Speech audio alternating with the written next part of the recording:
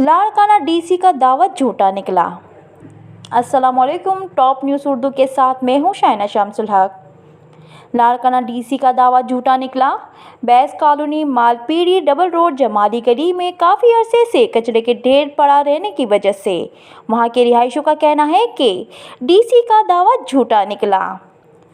यहां के आवाम और बच्चों को स्कूल जाने के लिए कचरे के ढेर से गुजरना पड़ता है। कचरों की वजह से बीमारियों में इजाफा हो रहा है। कोई इंतज़ामिया मौजूद नहीं इनको साफ करवाने के लिए। म्यूनसिपल वाले आघोर नींद पड़े हैं। अब शामिल करते हैं कराची से मोइनुद्दीन की रिपोर्ट। कराची महमूदाबाद नंबर 4 में मोटरसाइकिल चोरी की वारदात का मुलजिम गिरफ्तार। पुलिस ने लिफ्टर मुलजिम शैन मसीह वल्द रेक्स सैमसून को गिरफ्तार किया। गिरफ्तार मुलजिम को सीसीटीवी कैमरा की मदद से गिरफ्तार किया गया। मुलजिमान को सीसीटीवी फुटेज में बआसानी मोटरसाइकिल चोरी करते हुए देखा जा सकता है।